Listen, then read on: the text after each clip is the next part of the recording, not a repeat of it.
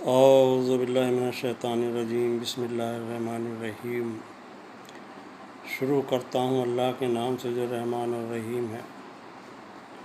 تمام تعریفیں اللہ ہی کے لیے ہیں جو تمام نفوس کو کمال تک پہنچانے والا ہے اور جس نے اپنے نفس پر رحمت کو لکھ لیا ہے۔ تمام درود و سلام ہو کائنات کے نفوس محمد و آل محمد پر۔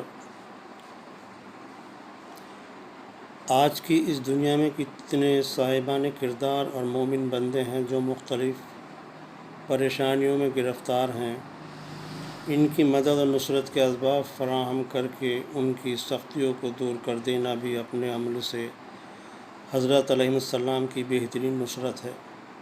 نصرت امام کی یہ قسم صاحبان کردار کے لیے عبادت و اطاعت کے اسباب فراہم کر کے ان کی مشکل دور کرنے ہے۔ جیسے کسی مقام پر مومن ہے مگر ہدایت و رہنمائی کرنے والا کوئی نہیں، امر بالمعروف کرنے والا کوئی نہیں، اسی طرح ان کی عبادت و اطاعت میں مدد کرتے ہوئے آسانیاں فراہم کرنا، یا پھر کچھ صاحبان تقوی کی مادی ضرورتوں اور دینوی نیاز مندیوں کو نظر میں رکھتے ہوئے ان کی مادی امداد کرنا ہے۔ دنیا کے مختلف گوشوں میں امام علیہ السلام کے چاہنے والے طرح طرح کی پریشانیوں میں مبتلا ہیں۔ بیماری، غربت، فقر و تنگ دستی، جہالت، دشمنی کا نرغہ، تعصب، زمانے کی فتنہ، گھریلو اختلاف، خاندانی جھگڑے، طلاق و نزاع، صاحبان دختر کے لیے مناسب رشتوں کی فراہمی، کاروبار سے محرومیت، غرض یہ کہ آج اگر عام طور سے مسلمان معاشرے اور خاص طور سے شیعہ معاشرے پر توجہ کی جائے تو خود ان کے حالات بہت سی مشکلات و پریشانیوں کی نشاندہی کرتے ہیں۔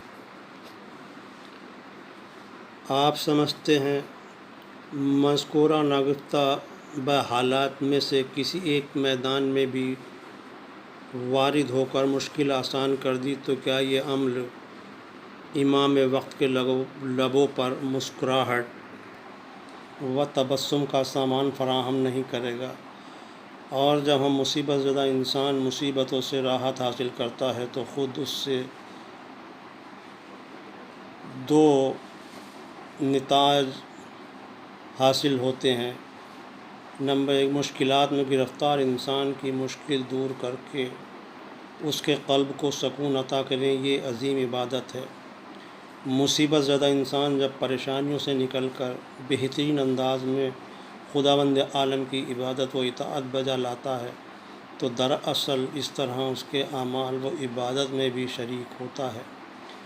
حقیقت میں ہی اصلی مدد اور نصرت امام ہے۔ سید ابن طاؤس محج الدعوات میں تحریر فرماتے ہیں، ایک شخص نے مولا کائنات حضرت علی ابن ابی طالب علیہ السلام اللہم صلی علی محمد و آل محمد سے دریافت کیا، میں نے کچھ رقم نذر کی ہے کہ اسے راہ خدا میں خرچ کروں گا، تو مولا بتائیے اسے کہاں خرچ کروں جس سے خدا کی خوشنودی حاصل ہو جائے؟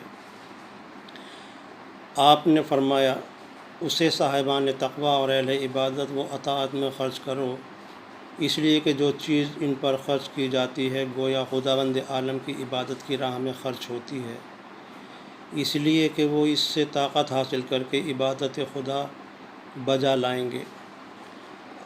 عالم اس کی مدد کرتا ہے اور روز قیامت کچھ فرشتوں کی مأمور کرے گا کہ اس ہولناک مقامات اور آگ کی خندق سے عبور کرائیں، سلامتی کے ساتھ اسے بہشت پہنچا دیں۔ اگر کوئی مشکل میں گرفتار انسان کی مدد کرے جس سے اس کے کاروبار میں سہارا اور مشکلات سے نجات دے گا اور برے لوگوں کے گروہ سے الگ کر کے نیک لوگوں میں قرار پائے گا۔ اگر 50 منٹ مجلس اور ماتم میں ہم بیٹھ سکتے ہیں لیکن 5 منٹ مصلی پر نہیں کھڑے ہو سکتے تو ہم مقصد حسین سے ناواقف ہیں۔ اللہ تعالیٰ سے دعا ہے اس دنیا میں تو اپنے ولی اور حجت علیہ السلام کی مدد و نصرت کی توفیق عطا فرما، اپنے اعمال و کردار سے امام حاضر کو خوشنود فرما، اور راہ نصرت امام علیہ السلام میں عملی مظاہرے کے ذریعے آخرت سے قبل دنیا ہی میں ظہور امام علیہ السلام کے ذریعے ہم سب کے برے لوگوں سے الگ کر کے نیک لوگوں میں قرار فرما۔ ہمارے بچوں کو، نوجوانوں کو مجلس امام حسین، عزاداری امام حسین، شہدائے کربلا کی حفاظت کرنے کی اور دین کے حفاظت کرنے کی نیک توفیق عطا فرما۔ ربنا تقبل منا انک انت السمیع العلیم۔